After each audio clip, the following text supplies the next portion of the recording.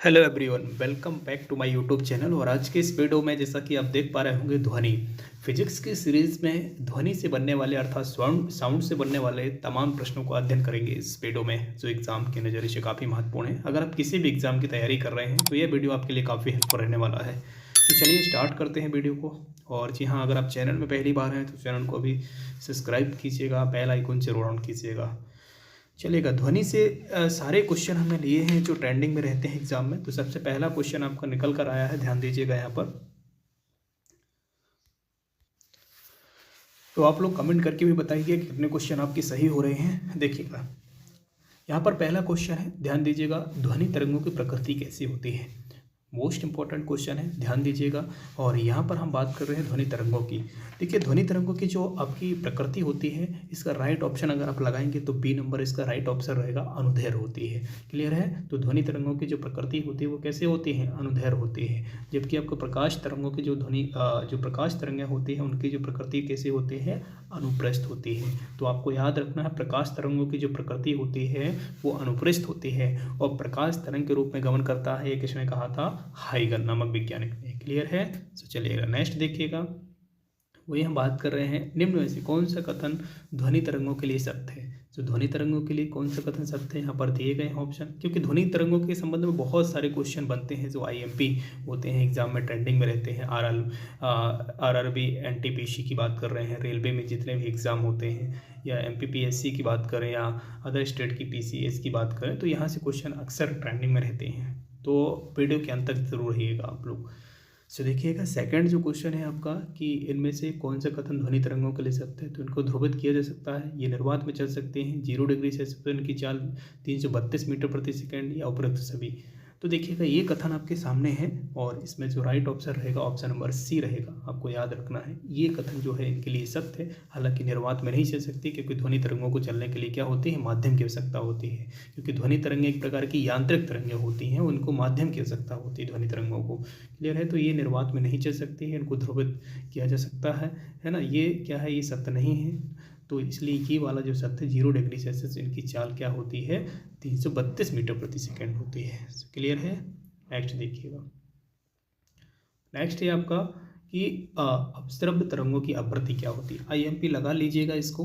आप किसी भी एग्जाम में बैठने वाले हैं तो यह क्वेश्चन आपके लिए मददगार रहेगा और ये नंबर ही आपको दिलाकर जाएगा। इसलिए आप इसको ध्यान से ऑब्जर्व कीजिएगा, इस क्वेश्चन को देखिएगा। अपश्रव्य तरंगों की आवृत्ति होती है। देखिए, आप लोगों ने तरंगों के बारे में पढ़ा होगा, अपश्रव्य तरंगें, पराश्रव्य तरंगें और श्रव्य तरंगों के बारे में, है ना। तो यहाँ पर बात कर रहे हैं श्रव्य तरंग, अश्रव्य तरंगों की। तो देखिएगा, सबसे पहला जो क्वेश्चन आएगा है, तो इसका जो ऑप्शन रहेगा आपका ए नंबर हो जाएगा। जो आप श्रव्य तरंगें होती हैं जिन्हें हम सुन नहीं सकते हैं, जिन्हें कुत्ते, बिल्ली जैसे जो जानवर होते हैं वो सुन सकते हैं। तो आपको अश्रव्य जो तरंगें होती हैं बहुत हल्की तरंग होती है, ये 20 हर्ट्ज से कम की होती हैं, है ना। और 20 हर्ट्ज से कम की जो ध्वनि तरंगें होती हैं वो मनुष्य नहीं सुन सकता है। क्लियर है। क्योंकि मनुष्य जो सुन सकता है 20 हर्ट्ज से अधिक की ध्वनि तरंगों को सुन सकता है। और इस तरंगों को कौन सुन सकता है 20 हर्ट्ज से कम, कुत्ते, बिल्ली, जो चमगादड़ वगैरह होते हैं वो जानवर सुन सकते हैं यहाँ पर। तो देखिएगा, नेक्स्ट जो क्वेश्चन है आपका, पराश्रव्य तरंगों में ध्वनि तरंगें हैं जिनकी आवृत्ति क्या होती है। तो पराश्रव्य मतलब श्रव्य जो होती हैं, जो मानव सुन सकता है, मनुष्य सुन सकता है। वो पराश्रव्य मतलब मनुष्य की ऊपर की तरंगें, यानी बहुत तेज तरंगें होती हैं। यहाँ पर देख सकते हैं, यहाँ पर चौथा का जो रहेगा सी नंबर हो जाएगा, 20 हर्ट्ज से अधिक की, है ना। 20 हर्ट्ज से मैंने बताया, 20 हर्ट्ज से जो ध्वनि तरंगें होती, पराश्रव्य तरंगें होती हैं। यहाँ पर देखेंगे, पाँचवा जो है आपका बी नंबर इसका राइट ऑप्शन रहेगा। पराश्रव्य तरंगें मनुष्य द्वारा सुनी जा सकती हैं, नहीं सुनी जा सकती हैं। तो देखिएगा, यहाँ पर मैंने अभी जस्ट बताया कि पाँचवा का बी नंबर, नहीं सुनी जा सकती, क्योंकि 20,000 हर्ट्ज की बात कर रहे हैं। तो इससे अधिक की जो ध्वनि तरंगें हैं वो मनुष्य के लिए हानिकारक होती हैं, पराश्रव्य तरंगें, है ना, तो नहीं सुनी जा सकती हैं। ऑप्शन नंबर बी लगा लीजिए। अगला प्रश्न है आपका, पराश्रव्य तरंगों को सबसे पहले किसने सीटी बजाकर उत्पन्न किया था। बहुत अच्छा प्रश्न है और आपके एग्जाम में पूछा जा सकता है। छठवां का जो रहेगा बी नंबर इसका राइट ऑप्शन रहेगा, गॉल्टन ने। क्लियर है।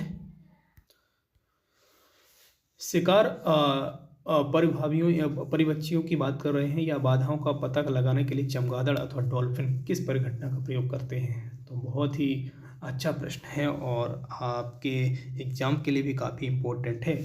इसका जो राइट ऑप्शन रहेगा वो डी नंबर रहेगा, प्रतिध्वनि का निर्धारण करने के लिए।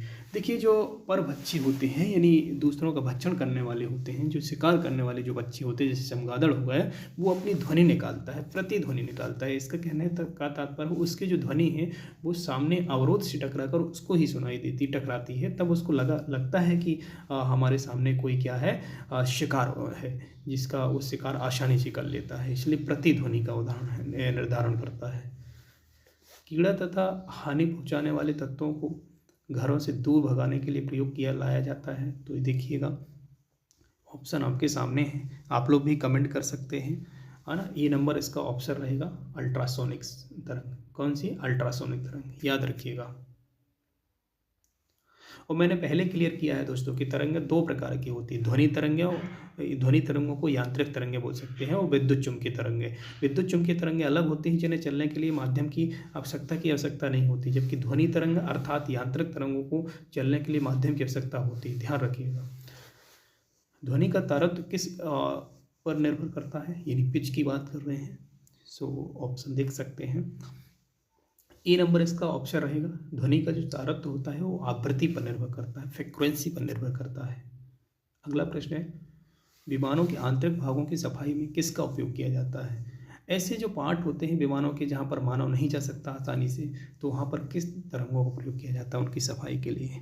सो इसका जो राइट ऑप्शन रहेगा आपका ए नंबर हो जाएगा। पराश्रव्य तरंगों का उपयोग किया जाता है, जिससे उन पाइपों की सफाई की जा सके या पार्टों की सफाई हो सके। किसी औसत वयस्क व्यक्ति के लिए ध्वनि की श्रव्य सीमा कितनी होती है? तो ये भी आईएमपी क्वेश्चन है, लगा लीजिए आप लोग आईएमपी क्वेश्चन, और इसका जो ऑप्शन रहेगा सी रहेगा। मैंने बताया था कि औसत जो वयस्क व्यक्ति के लिए ध्वनि सुनने की जो सीमा है वो 20 हर्ट्ज से 20,000 हर्ट्ज तक की है ना, याद रखिएगा। और ध्वनि की आवृत्ति भी और तरंग दैर्घ्य लैम्डा और चाल यहाँ पर देख सकते हैं, न्यू के बीच क्या संबंध होता है ना। तो देख लीजिए यहाँ पर 12 का जो राइट ऑप्शन रहेगा ये नंबर हो जाएगा। न्यू बराबर ए क्या हो जाएगा, ए लैम्डा भी हो जाएगा, है ना। इनका जो संबंध है ये पूछा जा सकता है आपका, है ना। सो याद रखिएगा। अगला देखिएगा, चंद्रमा पर धरातल से दूर विस्फोट सुनाई नहीं पड़ता है। तो ये ऑप्शन है, क्यों नहीं सुनाई पड़ता है? राइट ऑप्शन ए नंबर हो जाएगा, वायुमंडल की अनुपस्थिति के कारण। क्योंकि आपको पता है चंद्रमा में वायुमंडल उपस्थित नहीं है, अर्थात वायु की मात्रा नहीं है, इसलिए वहाँ पर क्या है, निर्वात माध्यम है, और वहाँ पर कोई भी अगर विस्फोट होता है तो वो सुनाई नहीं देता है। नेक्स्ट देखिएगा, पराध्वनिक विमान उड़ते हैं। तो पराध्वनिक जो विमान है वो कैसे उड़ते हैं, और ये ऑप्शन है आपके सामने, और ये देख सकते हैं। इसका जो राइट ऑप्शन रहेगा ऑप्शन नंबर सी रहेगा, ध्वनि की चाल से अधिक, है ना। ध्वनि की चाल से ही भी अधिक पराध्वनिक विमान उड़ते हैं। वस्तु के वेग तथा उसी माध्यम में एवं उन्हीं परिस्थितियों में ध्वनि के वेग के अनुपात को क्या कहते हैं? सो 27 का जो राइट ऑप्शन रहेगा आपका डी नंबर हो जाएगा, है ना। मेघ संख्या कहते हैं। देखिए, मेघ संख्या के संदर्भ में अगर क्वेश्चन बनता है तो ये क्वेश्चन आपके लिए काफ़ी इंपॉर्टेंट है। मेघ अंकों का प्रयोग वेग के संबंध में किया जाता है। तो 28 का जो राइट ऑप्शन रहेगा वो सी नंबर रहेगा, है ना, वायुयान के लिए मेघ अंकों का। ध्वनि यहाँ पर देख सकते हैं, ध्वनि या ध्वनि प्रदूषण मापा जाता है। बहुत अच्छा प्रश्न है, और ये देख सकते हैं इसमें ऑप्शन भी हैं। तो आपको याद रखना, ध्वनि जो प्रदूषण है वो डेसिबल से मापा जाता है। किससे मापा जाता है? डेसिबल से। साधारण बातचीत की जो ध्वनि होती है, जैसे हम जनरली जो हम बात करते हैं, है ना, तो वो जो ध्वनि होती है वो किस डेसिबल की होती है? तो देखिएगा, इसका जो राइट ऑप्शन रहेगा बी नंबर रहेगा, 30 से 40 डेसिबल, जिसे फुसफुसाहट बोल सकते हैं। जो आपसी में बात करते हैं तो 30 से 40 डेसिबल की ध्वनि होती है। अगला, ध्वनि की वह विशेषता जो एक मादा ध्वनि को नर ध्वनि में भिन्न करती है क्या कहलाती है? अच्छा प्रश्न है, और डबल इम्पोर्टेंट लगा लीजिए आप इसे। 31 का जो राइट ऑप्शन रहेगा ए नंबर, वो कहलाता तारतम्य, मतलब यहाँ पर पिच कहलाता है ना। हालांकि ध्वनि की ही ये क्या है, विशेषता है। ये गुणता होगा, प्रबलता होगा, तारतम्य होगा, ये सारी, है ना।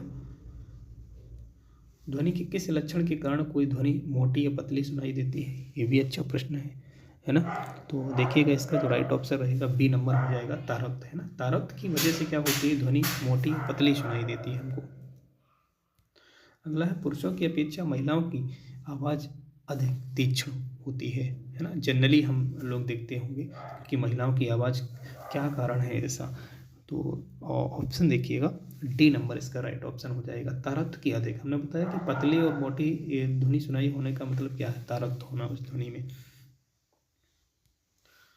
एक युवक पुरुष की आवाज़ की तुलना में छोटे बच्चे की आवाज़ अधिक प्रिय क्यों लगती है? 34 बी नंबर इसका राइट ऑप्शन है, बच्चे की आवाज़ का तारत पुरुष की आवाज़ की तारत की तुलना में अधिक होता है। अगला देखिएगा, स्त्रियों की आवाज़ पुरुषों की अपेक्षा पतली होती है क्योंकि स्त्रियों की आवाज़ क्या होती है, उनकी आवृत्ति अधिक होती है, देख सकते हैं। अब आप लोग कमेंट भी कीजिएगा। 35 का ए नंबर बिल्कुल सही है। 1 सेकेंड में आवृत्ति जो तरंग जो निकलती है आपकी ध्वनि, उसकी जो आवृत्ति फ्रीक्वेंसी होती है वो अलग होती है, अधिक होती है, ये बोल सकते हैं। चलिए, और अगर अभी तक आप वीडियो में बने हुए हैं तो अंतिम तक बने रहिएगा, क्योंकि लास्ट जो क्वेश्चन है वो ज़्यादा बड़ा वीडियो नहीं है, मैंने बिल्कुल फिक्स क्वेश्चन लिया है जो आने वाले हैं ट्रेंडिंग में एग्ज़ाम में। तो देखिएगा, एक अंतरिक्ष यात्री अपने सहपाठी को चंद्रमा की सतह पर सुन नहीं सकता है, क्यों?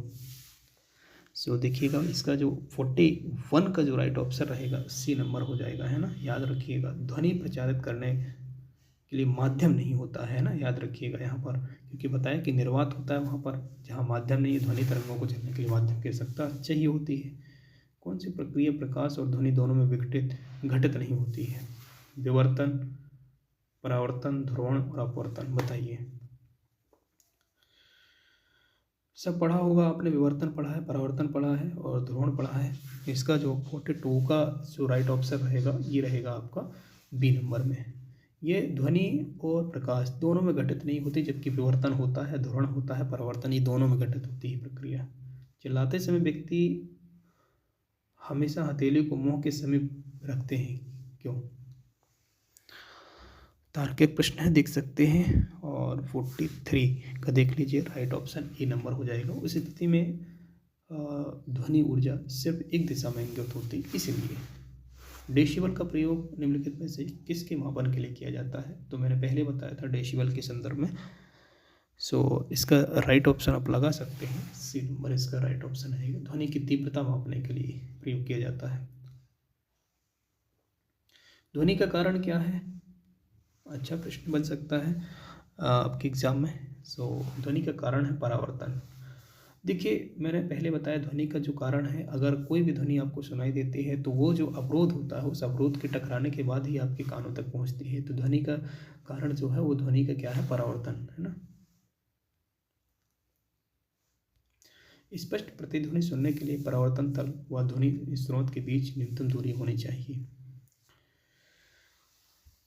राइट ऑप्शन लगा सकते हैं इसका बी नंबर, 17 मीटर की दूरी होनी चाहिए, कंफर्म है इसका, राइट ऑप्शन लगाइएगा। राडार की कार्य प्रणाली निम्न सिद्धांत पर आधारित है। 47 का जो राइट ऑप्शन रहेगा ये आपका बी नंबर रहेगा, है ना। रेडियो तरंगों का परावर्तन, ये परावर्तन होना कंपलसरी है।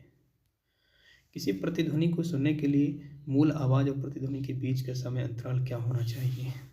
प्रतिध्वनि का मतलब होता है जब आप आवाज़ निकालते हैं तो आप कभी ऐसी जगह गए होंगे, आपने कभी आवाज़ ऐसी लगाई होगी कि आपकी आवाज़ बोलने के बाद टकरा कर आपको कुछ समय पश्चात सुनाई देती है, वो कहलाती प्रतिध्वनि। तो उसका जो अंतराल है वो क्या होना चाहिए? देखिए, सी नंबर इसके राइट ऑप्शन रहेगा, 1.10 सेकेंड से अधिक, है ना। अगला देखिएगा, अच्छे ऑडिटोरियम की दीवारें छत, फर्श रेशेदार पदार्थ, कालीन, ग्लास, फाइबर आदि से ढके रहते हैं। इसका उद्देश्य क्या होता है? 49 का जो राइट ऑप्शन रहेगा डी नंबर रहेगा, क्योंकि ध्वनि का अवशोषण करके प्रतिध्वनि को रोकना होता है। देखिए, आपको भी पता है कि जब आप सिनेमा घरों में जाते हैं तो सिनेमा घरों की जो चारों तरफ की जो दीवारें होती हैं वो खुरदरी बनाई जाती हैं, या जो आपके विंडोज़ हैं इस टाइप से बनाए जाते हैं ताकि वो आवाज़ जो है वहाँ पर प्रतिध्वनि ना हो, यानी टकराने के बाद वापस वही ध्वनि सुनाई ना दे। तो प्रतिध्वनि को रोकने के लिए, है ना। 50 का देख लीजिए, ध्वनि का प्रभाव मानव के कान में कितने समय तक रहता है? अच्छा प्रश्न है, ये बन सकता है आपके एग्जाम में। आरआरबी, एनटीपीसी, एमपीपीएससी या पीएससी के जितने भी एस्पायरेंट हैं सभी के लिए महत्वपूर्ण है। और इसका जो आंसर रहेगा बी नंबर रहेगा। 1/10 सेकेंड तक रहता है। ध्वनि का प्रभाव मानव के शरीर में 1/10 सेकेंड तक रहता है। राइट ऑप्शन लगा सकते हैं आप।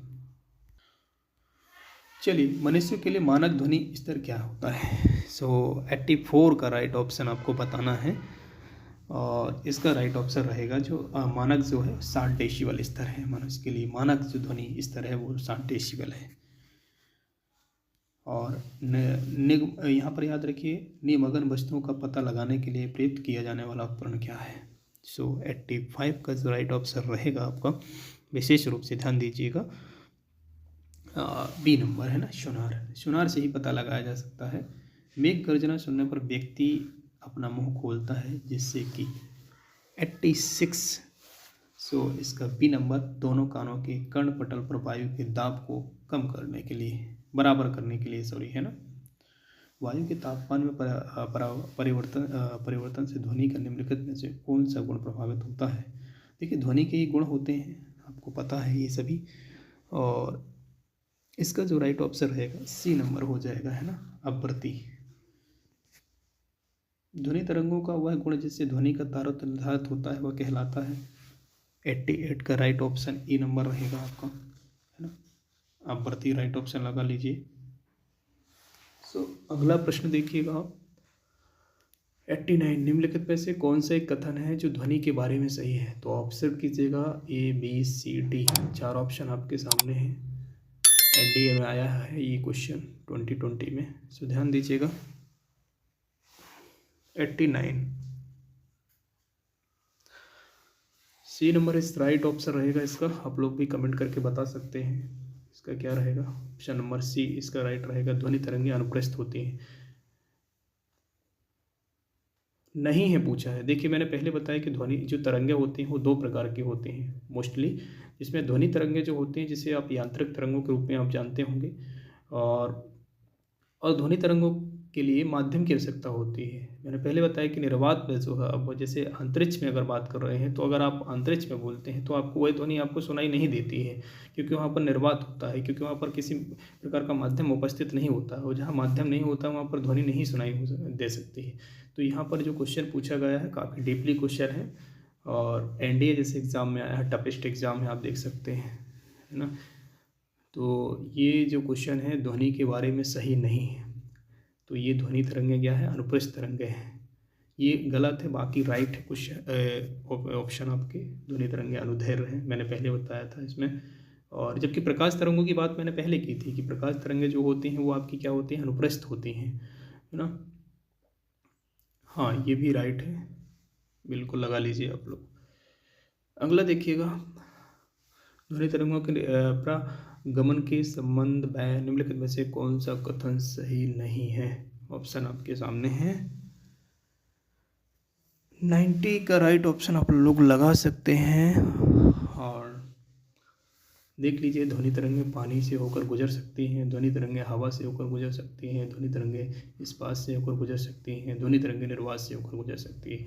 मैंने पहले क्लियर किया है इस चीज़ को लेकर कि ध्वनि तरंगें यांत्रिक तरंगें हैं, और यांत्रिक तरंगों को चलने के लिए एक माध्यम की आवश्यकता होती है। अब इतना अगर आपने कॉन्सेप्ट बैठा लिया है दिमाग में तो आप बिल्कुल लगा सकते हैं, इसमें कोई दो राय नहीं है ना। देख लीजिए, ऑप्शन डी इसका राइट रहेगा। जिन लोगों ने डी सिलेक्ट किया ना, राइट है बिल्कुल।